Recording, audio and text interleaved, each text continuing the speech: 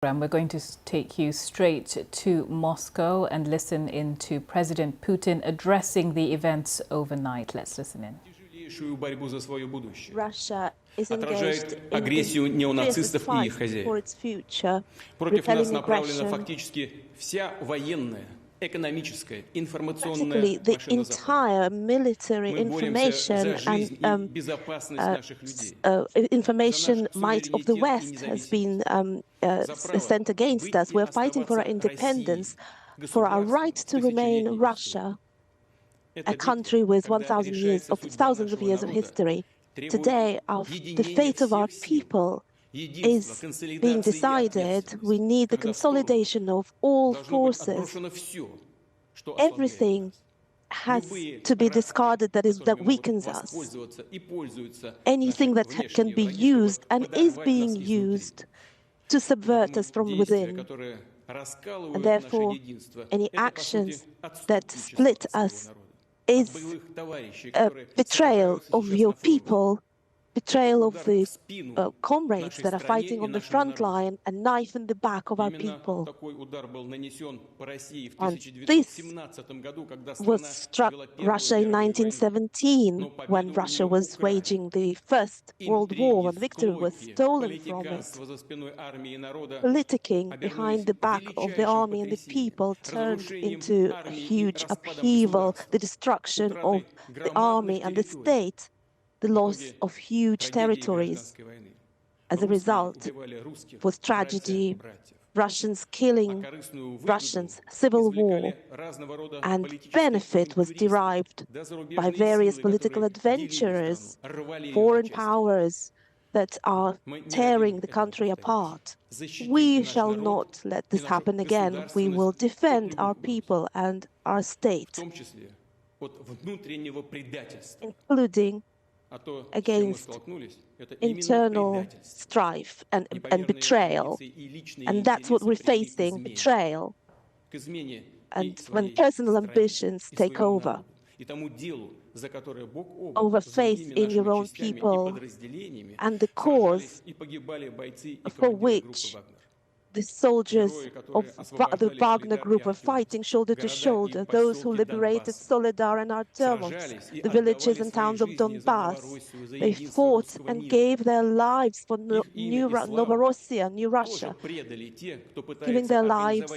And this is the betrayal by those who are pushing the country to anarchy and fratricide, defeat, ultimately, and capitulation. I shall repeat, any internal mutiny is a serious threat to our state, our nation. It is a blow to Russia, a blow to our people, and our actions to defend the state against this threat will be harsh.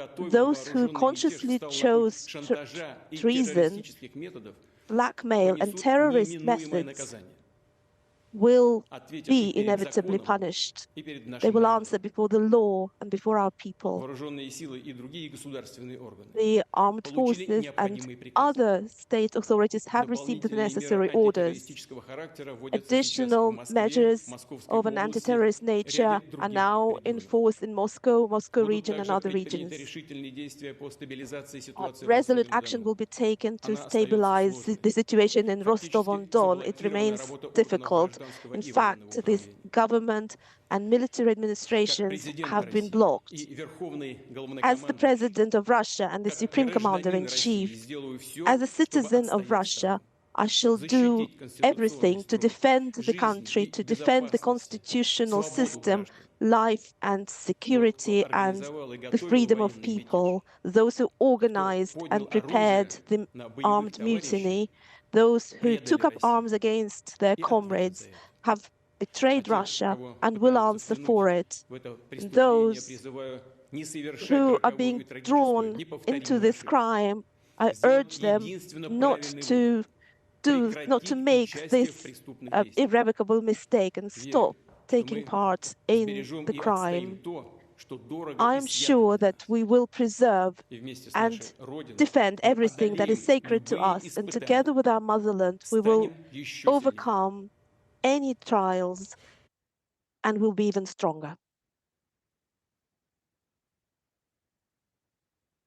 So that is President Putin there that we just heard from addressing the nation after this, of course, a dramatic event. We had Yevgeny Prigozhin throwing down a challenge to the Russian military, and we heard President Putin there saying we are fighting for our right to remain as a sovereign nation in Russia. He said any action that divides Russia is betrayal. Betrayal is a word he used several times. He also said that those who were engaging in this were betraying the very soldiers, the Wagner fighters who had given their lives for a new Russia.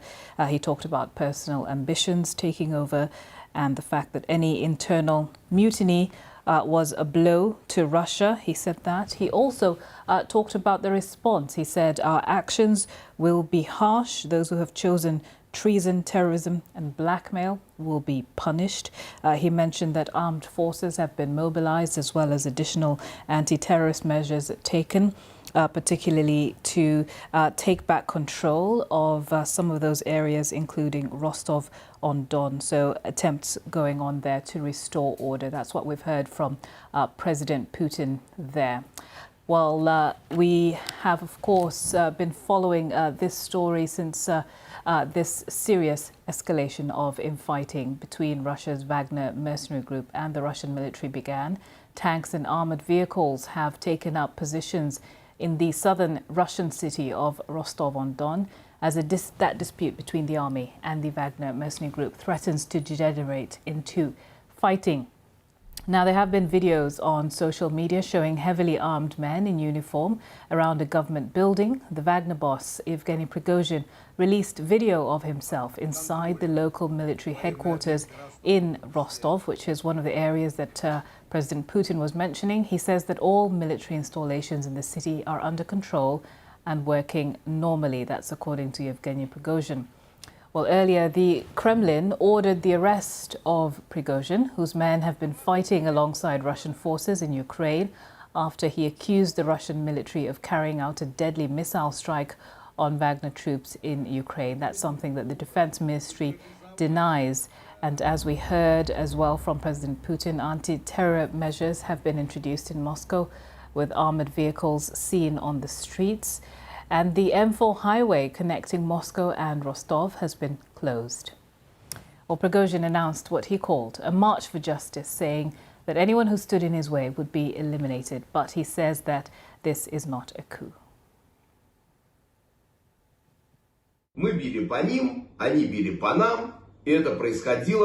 They've been shooting at us, we've been shooting at them. And that has been going on these 8 long years. From 2014 to 2022. Sometimes the amount of shelling and exchange of fire has increased, and sometimes it is eased. On February 24th, there was nothing extraordinary. Now the Russian Defense Ministry is trying to deceive the president and the public by claiming there was insane aggression on the part of Ukraine, and they were going to attack us, along with the entire NATO bloc. So the so-called special military operation on February 24th was launched for completely different reasons. So a reminder there of what has been happening. Prigozhin has vowed to go all the way and topple the Russian military leadership, but he denied that he was carrying out a coup. Russian state TV's Channel 1 interrupted regular programming to broadcast an emergency news bulletin recapping official statements about Prigozhin and Wagner and stating that President Putin was being kept informed of developments. Well, Russian General Vladimir Alexeyev described Mr. Prigozhin's actions as madness, whilst the deputy commander of the Russian-Ukraine campaign, Sergei Surovikin, told Wagner soldiers to stand down. You must do this before it is too late. Obey the will and the command of the elected president of the Russian Federation. Stop the convoys, return to bases and places where you were stationed. A lot has been happening, but let's go live now and talk about some of this with Colonel Brendan Kearney, former Chief of Staff for the US Marine Corps Forces in Europe. Thank you very much for joining us. It's been an extraordinary morning with all these developments. If you were listening into what President Putin was saying there, I wonder if we could get your thoughts on his response. Well, Nancy, it really is extraordinary. I mean, you're catching me on the American victory, sailing through the archipelago of Alaska. And I'm astonished, to be honest with you. I've been following Prigozhin for a while, and he is truly a character in the finest sense of the word. But we're seeing a potential here of Russia imploding with a civil war, and we don't want that. No one wants it, and maybe that will be avoided. But this is really a really interesting historical time for Russia, and all we can hope is the best for the Russian and the Ukrainian people. Do you really think that it could go that far? I mean, you're talking about the possibility of Russia imploding into civil war. We have noticed, though, that so far it seems that Prigozhin is stopping just short of attacking President Putin himself and saying that his problems are with military officials. It's an interesting relationship that is seemingly going on. And we've watched this now for 7, 8, 9 months with Prigozhin in his group. I'm not really sure anybody really knows in the West what exactly the relationship is. But Prigozhin is constantly going after the most senior levels of the Russian military, really avoiding criticizing Putin himself. But this is there's a dance going on here that I'm not sure any of us really know what the music is that's playing it. So I'm astonished in many respects that Prigozhin is doing this early on, after his engagement here in Western Ukraine. But this is a strange time. But I guess if you look back to 1917 and 1918 in Russia, it was a strange time then. And the way you've put it, there's a dance going on here. We're not sure what the music is. I think that's quite apt. This seems to have taken most people by surprise. Does it suggest to you that we actually know less than we think we do about what's really going on in Russia, what's really going on within the military, what's really going on between President Putin and the Wagner Group? Nancy, I've been involved in studying Russia for roughly 50 years. And I have friends, I knew friends, they've since passed on, that were involved in Russia in the 1920s and the 1930s. And I'll tell you with great confidence, no one knows what's going on in Russia. It is an extraordinarily complex, wonderful country that is nowhere near Europe, nowhere near Asia. If we want to figure out what's going on in Russia, good luck. We just have to wait and see what happens. But with the war going on in Ukraine, how do you think that will be affected by everything that's happening internally in Russia?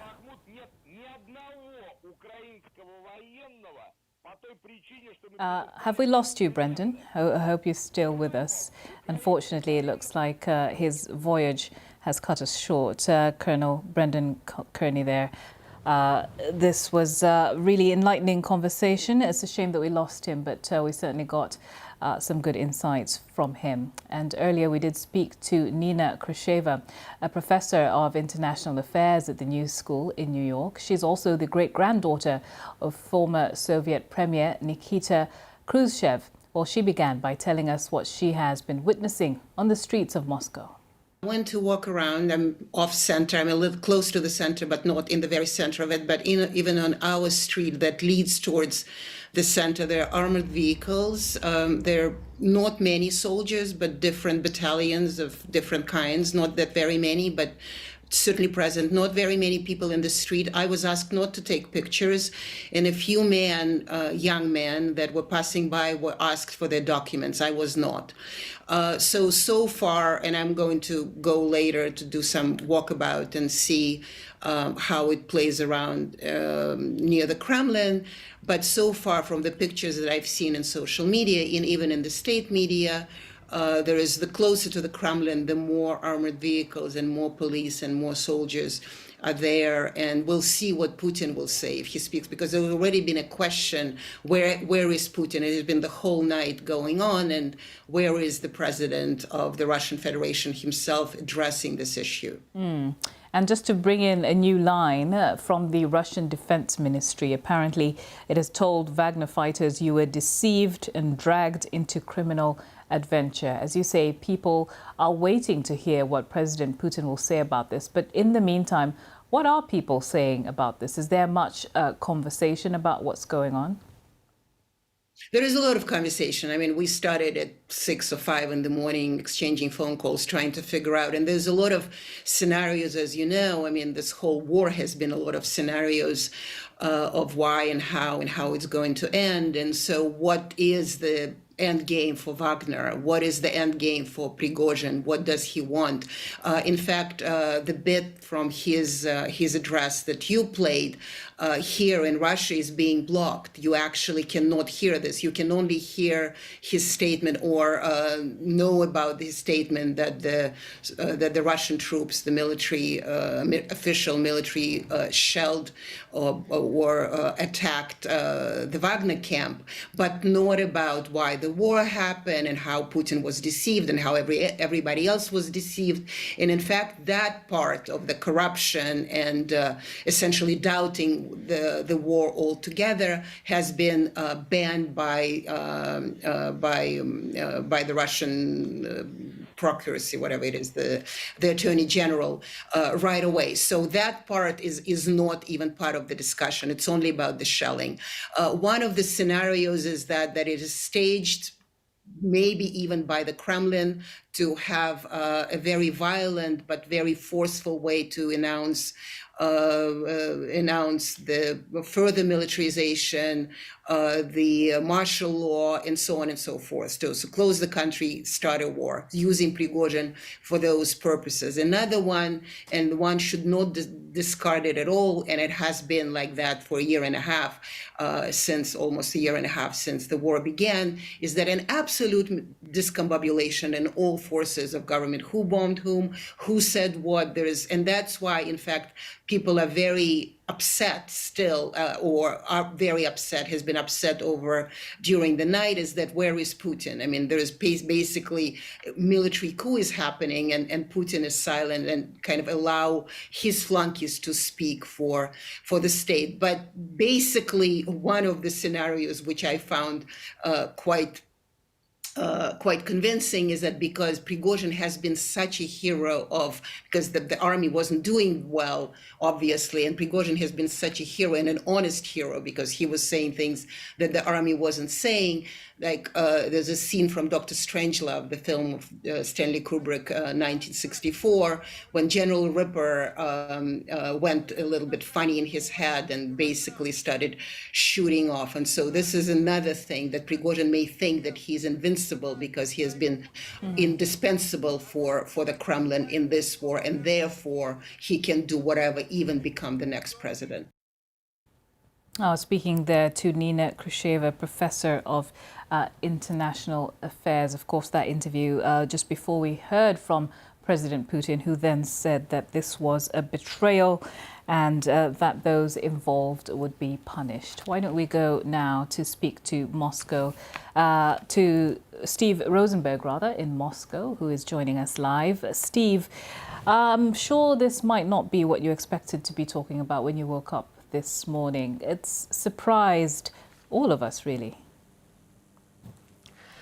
Yeah, well, actually, it began yesterday morning. I was astonished to watch Mr. Prigozhin's video address that was posted online, where he basically accused Sergei Shoigu, the Russian defense minister, of being behind the war in Ukraine, blaming him for the war, and saying that the justifications that the Kremlin had given the original justifications, the need to denazify and demilitarize Ukraine, remember those back from February 2022, that this wasn't about those at all. He claimed that the Russian defense minister had wanted to be promoted from general to marshal.